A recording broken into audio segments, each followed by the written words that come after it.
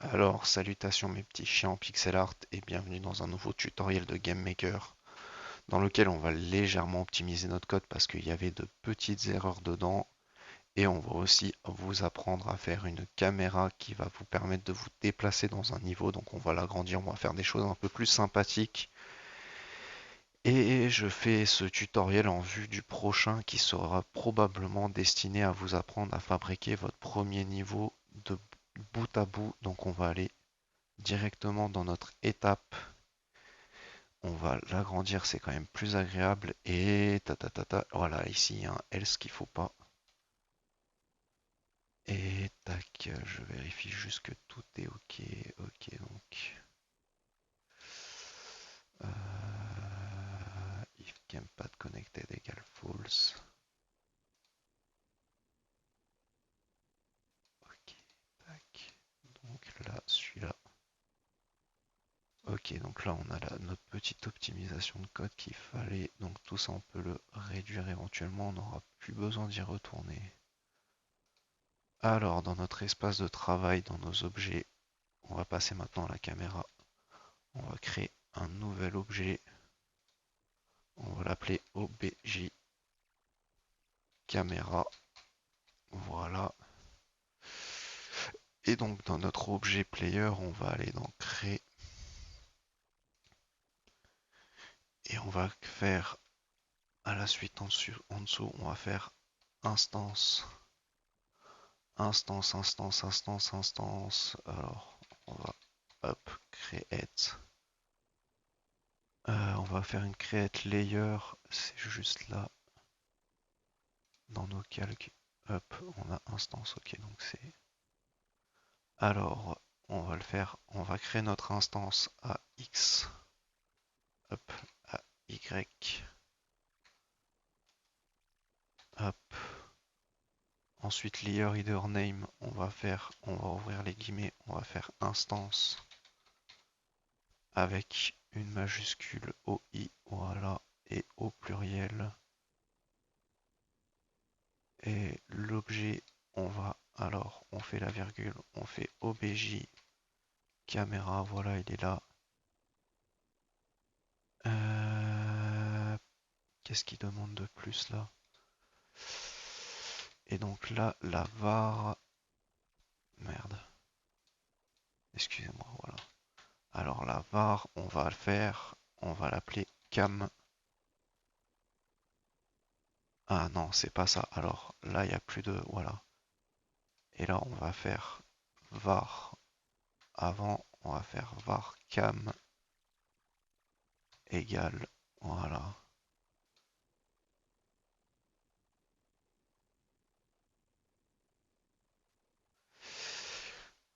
Voilà. Et là, on va faire cam.creator égale alors on va mettre id, voilà. Voilà. Et donc je vous explique là, on va créer notre objet caméra à la position du joueur dans le calque instance. Et donc là, il est là notre objet caméra. Et surtout, on a enregistré l'identifiant de l'instance de caméra dans la var cam pour ensuite lui dire dans cette var cam, on va créer, enfin dans la caméra, on va créer une instance creator qui sera l'idée de notre objet player. Voilà, alors ça semble un peu compliqué comme ça, mais vous comprendrez très vite à quoi ça servira. Et donc ensuite, on retourne dans notre espace de travail et on va aller dans notre objet caméra, voilà, et on va aller dans étape. Et là, on va faire x égale creator.x. Et là, on va faire y égale creator.y. Voilà, sauf que là, avant, on va faire un if instance existe, hop, Et là, on va appeler creator. Voilà. Hop, on met entre parenthèses, on ouvre le bracket. Hop, mince, c'est avec Alt, voilà.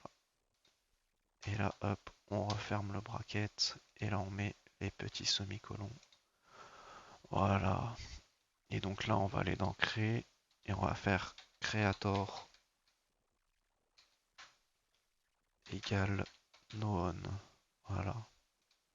Hop. Ok, donc de toute manière, ce bloc de code, il est pas super pratique, il évite juste des erreurs au cas où, parce que s'il crée et qu'il va run l'étape, s'il trouve pas de creator, il va pas pouvoir faire, hop là, voilà. Il va pas pouvoir mettre notre position X et Y, voilà. Et donc, tac, tac, tac, tac, tac, ça fait que normalement c'est bon. Donc là, on va aller dans notre pièce numéro 1. Voilà, donc on a alors, on clique sur notre pièce 1 ici, et là on va faire, je vais faire un petit calcul, je vais faire 25 fois 16. Ah, c'est pas assez, donc on va faire peut-être, on va dire 75 fois 16. Ok, 1200. Donc là, notre pièce, on va la mettre en 1200 fois 1200. Et vous voyez que si on dézoome, c'est quand même une pièce un peu plus grande. Donc ensuite, on va aller dans les fenêtres et les caméras. On va activer les fenêtres, voilà. Et là, la fenêtre 0, on va la cocher en visible.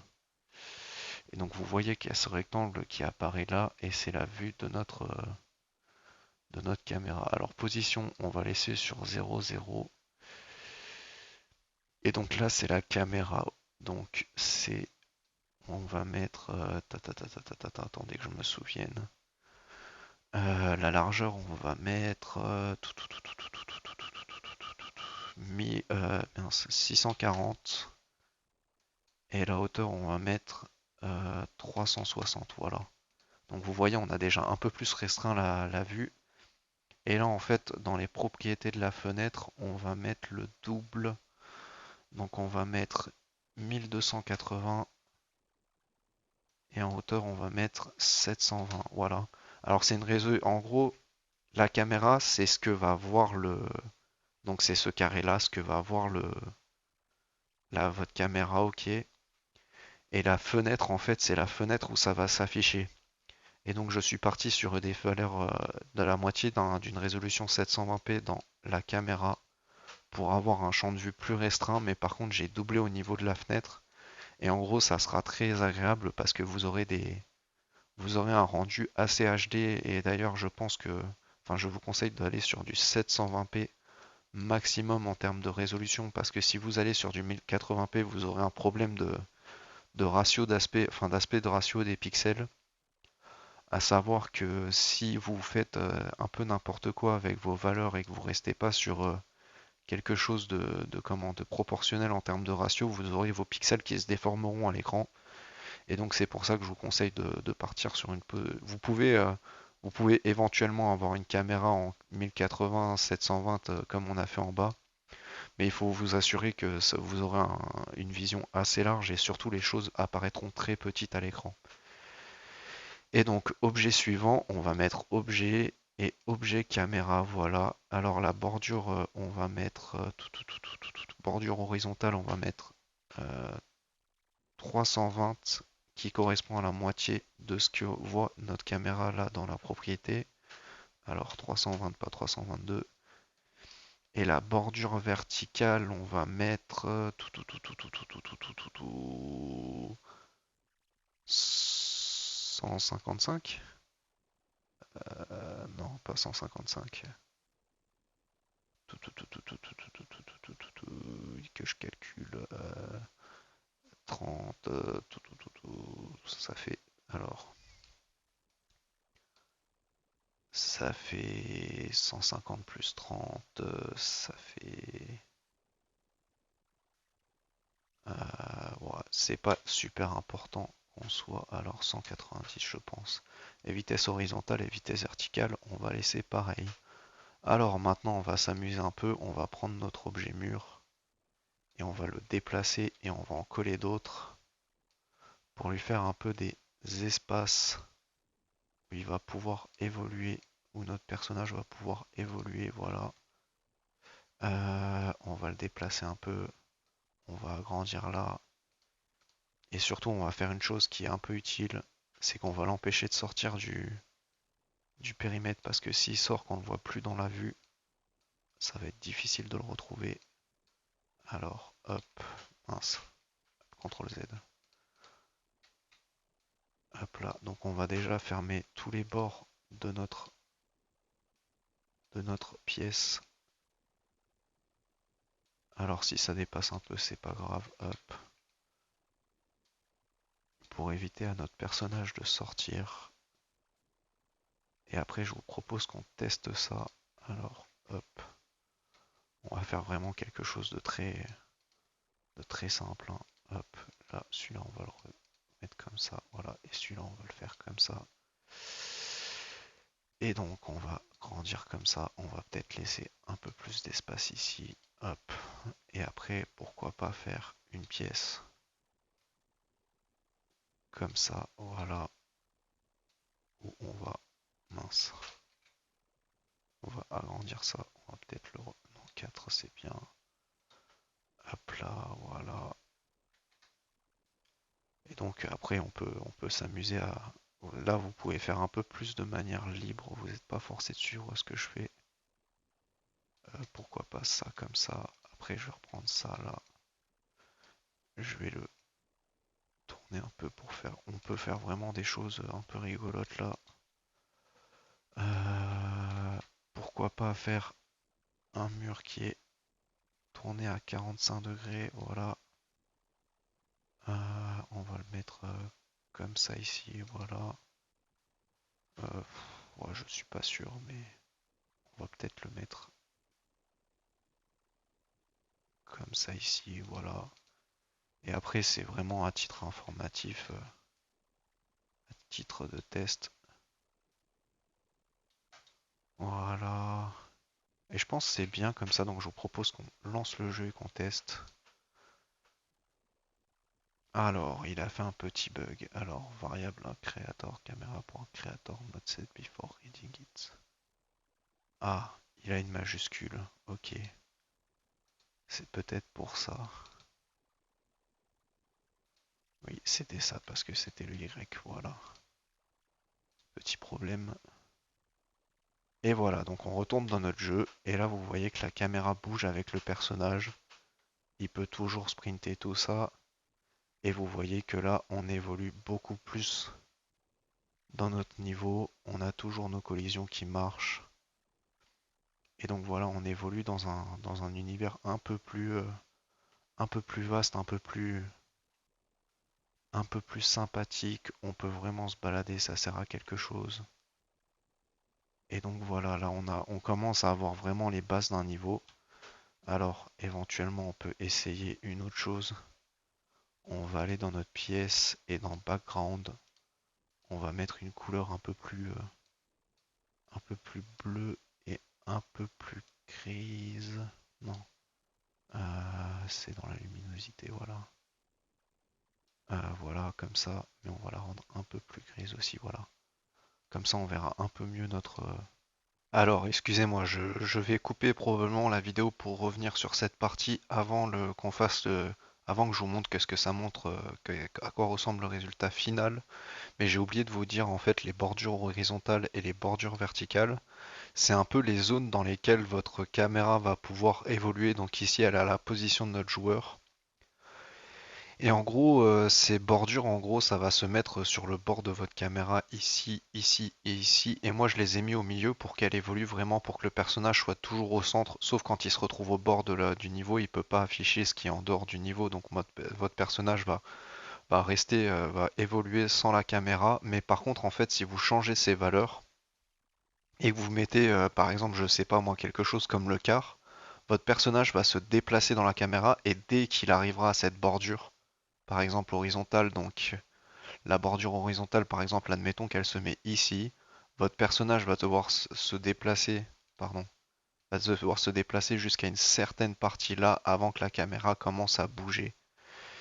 Et donc, si on revient dans nos options, qu'on retourne dans notre fenêtre 0, la vitesse horizontale et la vitesse verticale, c'est la manière dont la caméra va bouger. Donc là, on est sur -1. Donc toute valeur négative se fera que que la caméra va bouger vraiment en même temps que votre personnage. Mais si vous mettez un peu plus de vitesse, enfin si vous mettez quelque chose de plus positif, donc dès que c'est au-dessus de 0, la caméra va bouger plus lentement par rapport au mouvement de votre personnage.